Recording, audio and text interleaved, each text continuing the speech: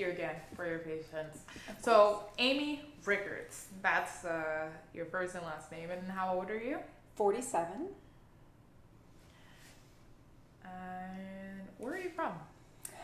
That's an I was actually born in Lancaster. My father was a teacher turned state policeman.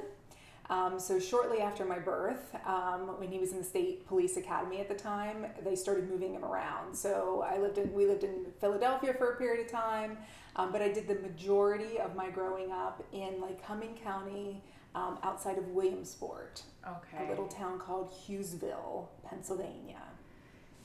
Okay. A little town called Hughesville. It was a one-light town.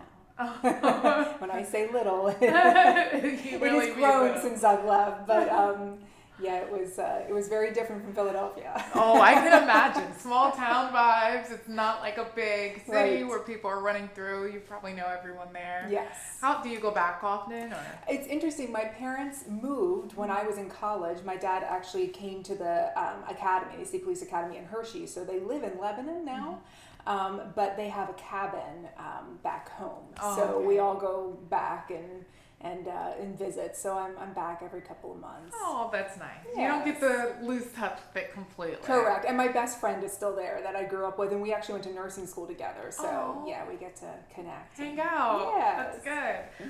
Okay. You have a husband. I do. What's his name? Herb or Herbert. And how old is he? He is 53, soon to be 54. Oh, Just a happy couple weeks. birthday. Happy early birthday. And then you have children. You said you were a blended family. Correct. Can you give me their names and ages? Sure. So my two biological children, Claire, her last name is McCowan, Can you which spell is that for me? MCCOWAN, and she's 18 and currently at Duquesne University. And my 16-year-old son is Peyton. It's Peyton, McCowan. Okay. And he's a junior at Hempfield. Okay. And then my stepchildren, Yep. beginning with Ashley, and her last name is Ricords. Then is Alana, Barner, Barner. Then is Zach, and he's just ZAC, Okay. Ricords. All right. And the youngest is Josiah, Can you spell that for me? sure, JOSIAH, Okay. Ricords. Got it. They're all married. Well, yeah, except for Ashley. Ashley, okay. Tell her, take her time. Yes. Okay, so when did you get news that you were diagnosed with breast cancer? The official diagnosis came at the end of June of this year. Okay, so June of 2022. Correct. What were you? What were you doing? Well, I'd had a biopsy and was awaiting results. And the biopsy was on a Thursday, and I had an appointment on Monday to get the results verbally with the care team. And on Friday afternoon, I'm sitting on my back porch with my girlfriend, and we're just chatting away, and my LG portal popped up that I had a new message. And I looked at it, and I knew exactly what it was. And I thought, do I look at this? Do I wait till Monday until there are people around and I can really hear what's going on? But I had convinced myself that it was going to be fine, and it would be lovely just to have a really nice weekend and know that it was negative. So I read my results on my back porch and learned that I had cancer. So before we dive into that, were you getting yearly screenings with your mammograms? What made you go get checked out? Sure. So as a nurse, I am a big believer in what preventative care can do for you. So I have very routinely had my annual mammograms.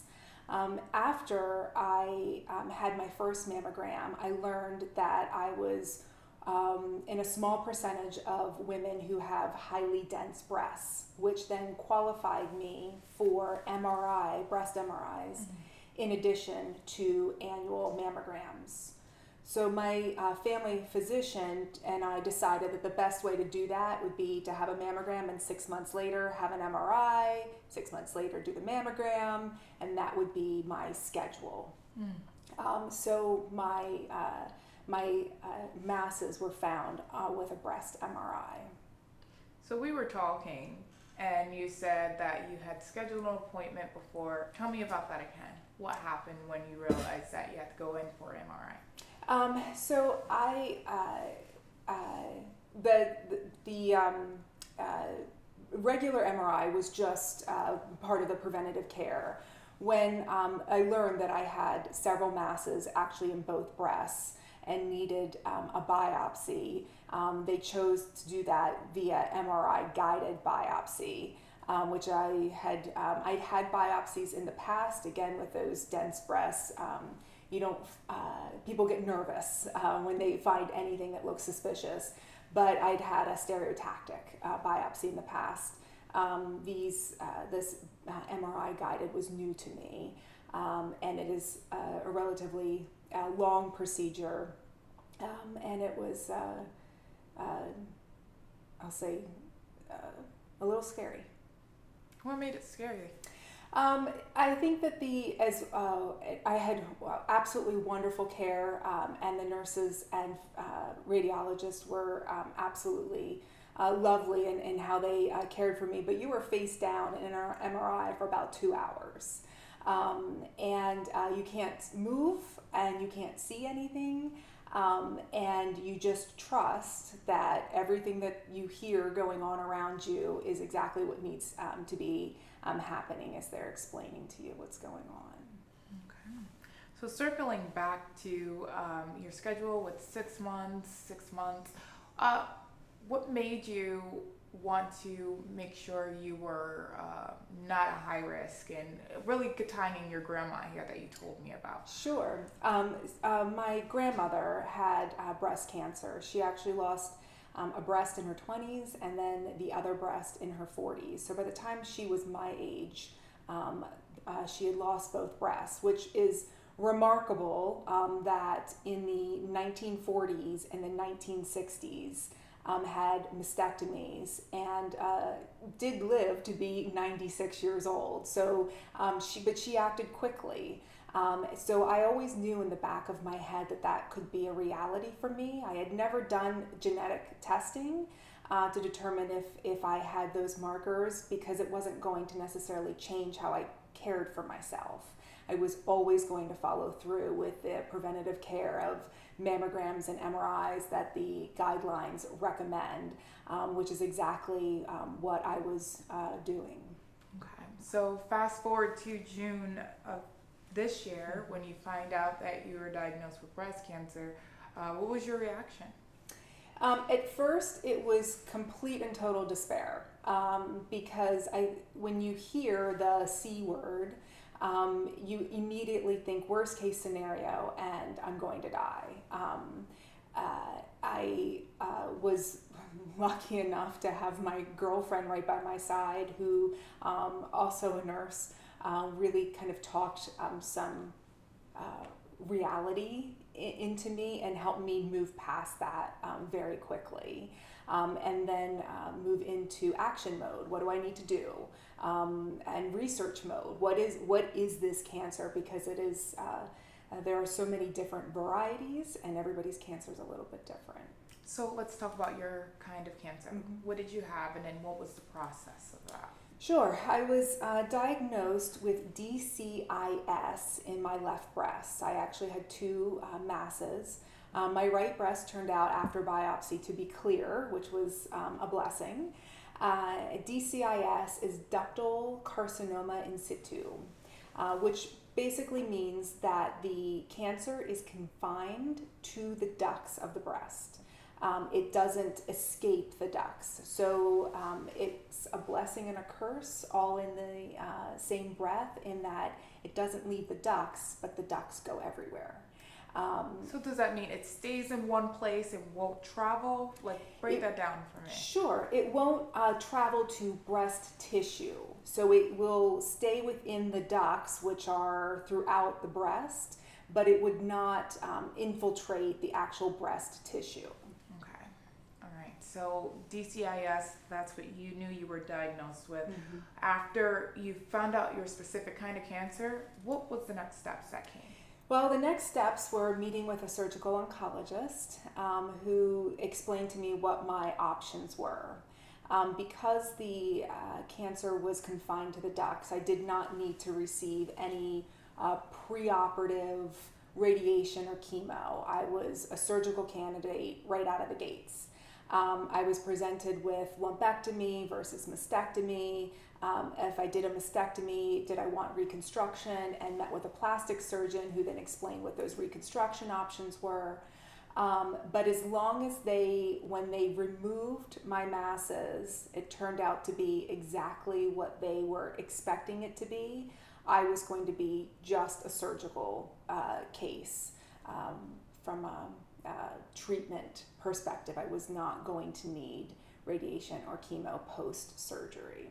Okay, so how did that feel? I know we're saying a lot and explaining a lot, but it's all about experiencing this whole thing.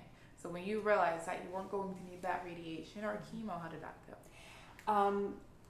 It felt like such a relief.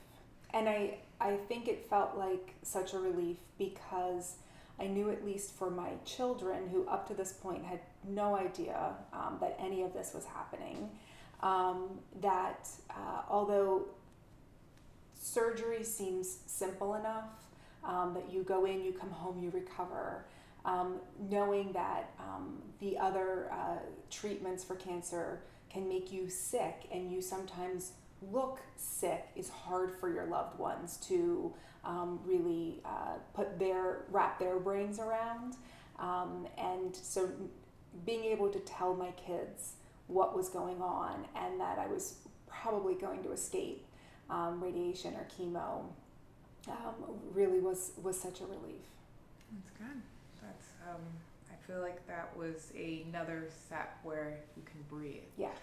So tell me about removing the masses and having the mastectomy. How was that?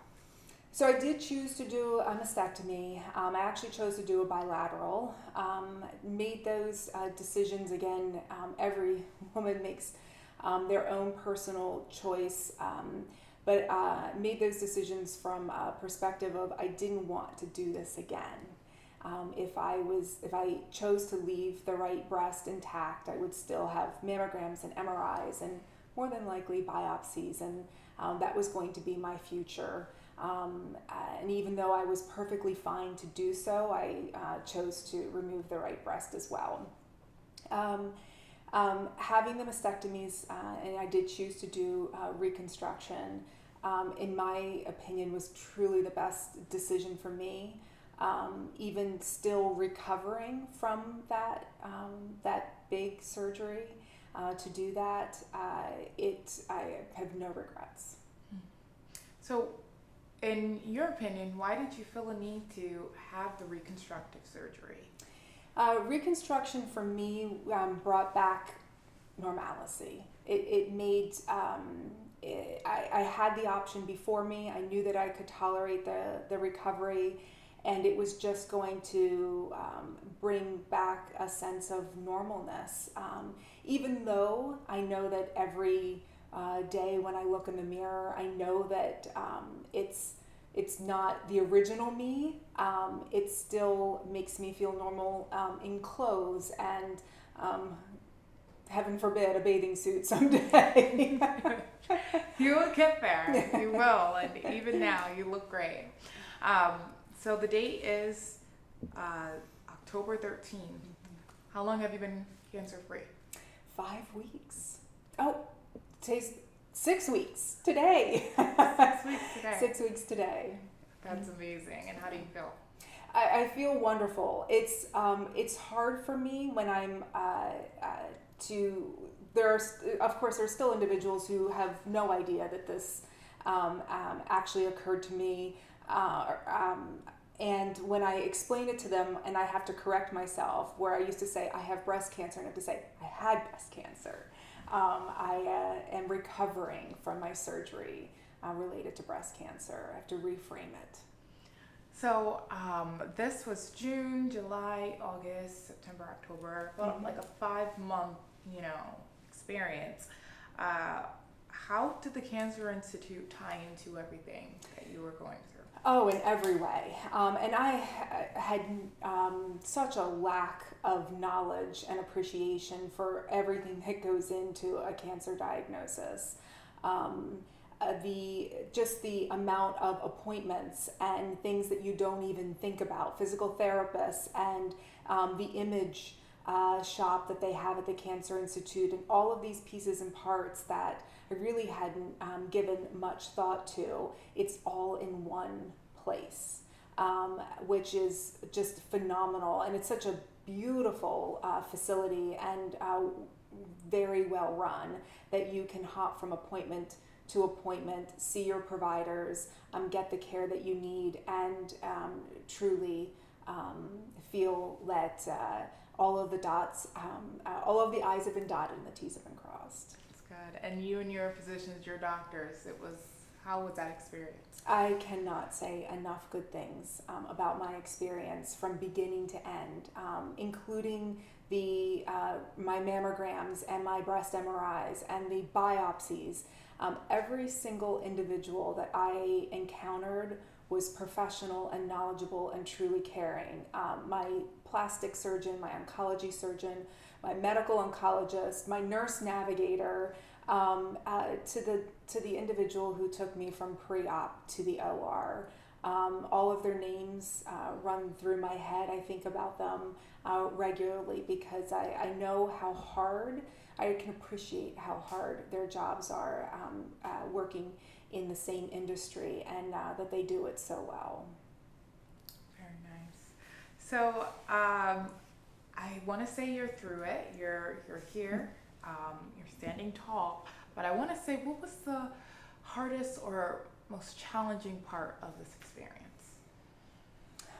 I would say telling people was the hardest part. I think most expect you to say the recovery or the discomfort or any of those things, but I found telling people that I love that I had cancer the most difficult piece. That was daunting, and I just didn't know how to do it right. And I wanted to desperately, and you can't do it in person with most individuals, that you're doing texts and phone calls, and by far that was the most difficult part. And I want to thank you for sharing your story, because telling loved ones is one thing, but getting on the news and saying it is another. So thank you so much. You're very strong. You're like badass to me.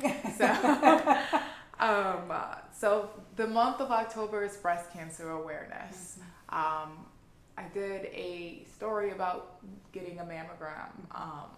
Why, in your opinion, is that important for you to spread that message, especially having the highly dense breast? In my particular case, had I not followed through with what the guidelines suggested for me, my story would be very different. They caught my cancer very early. What I didn't mention is that after I had my mastectomy and they did the pathology, they did find a second cancer in my breast that was not detected on MRI and was not detected on biopsy, but only through having those masses removed did they find that second cancer. But it was small enough that yet again I escaped chemotherapy. My story would be very, very different had I not done what my physicians were recommending, and I can't say enough about doing the same for every woman out there. Don't skip it. It's uncomfortable, it's not pleasant, it's time consuming, and I get it, but do what you need to do. Okay. Do you want to throw anything out there? Any questions? We're going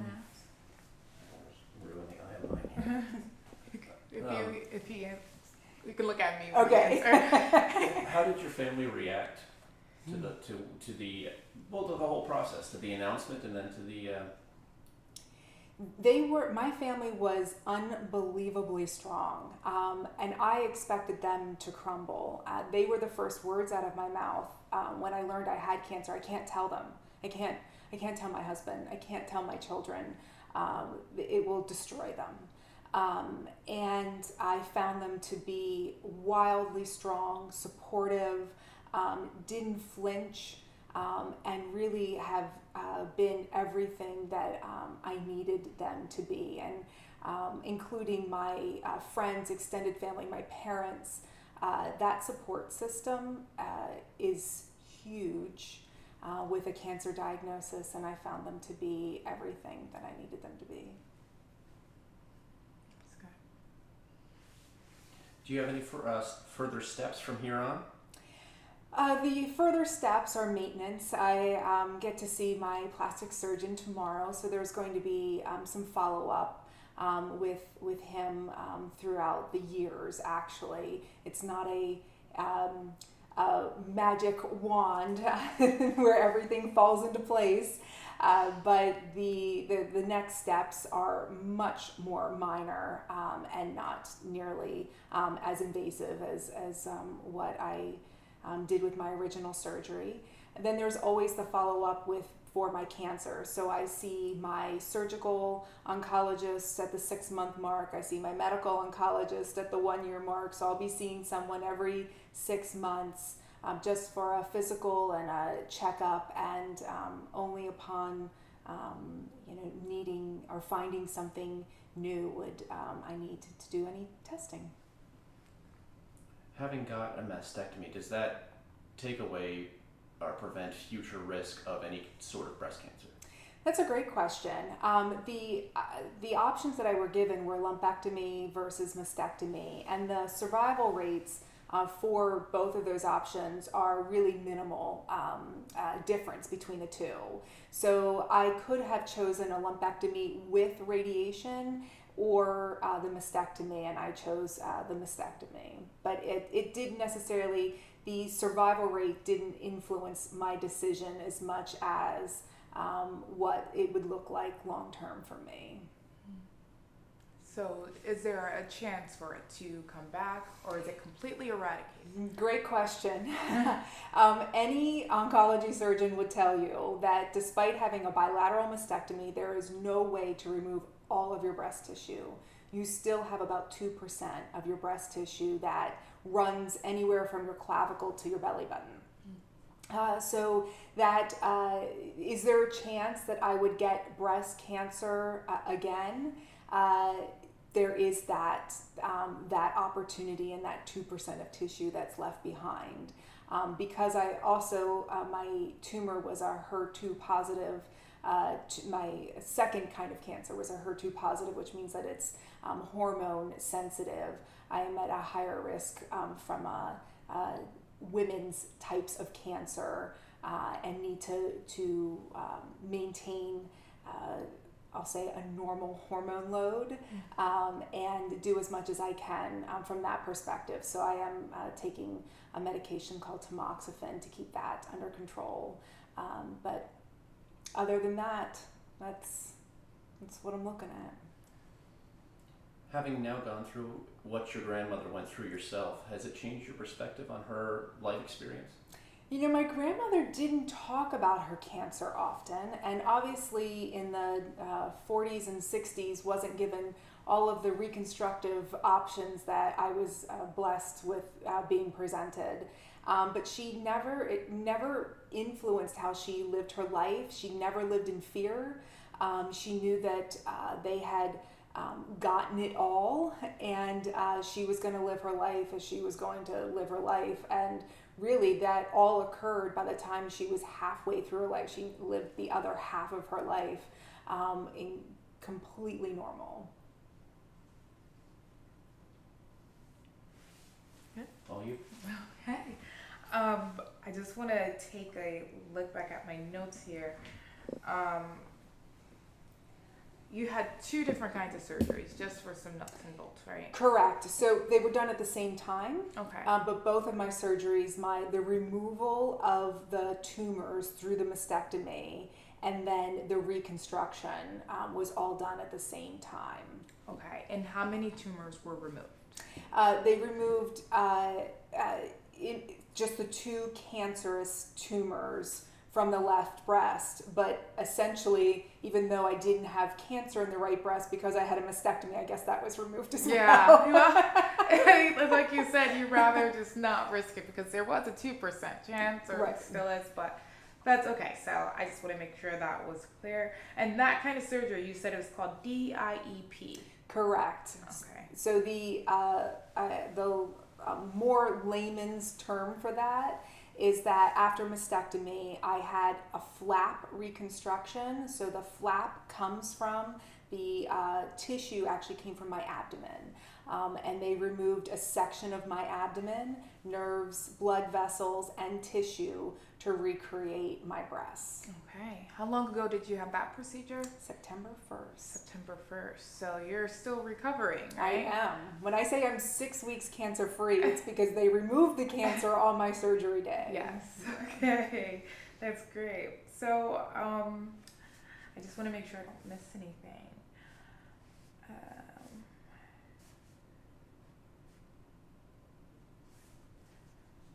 Okay. Well, is there anything you want to add that I didn't ask you that you want to get out there?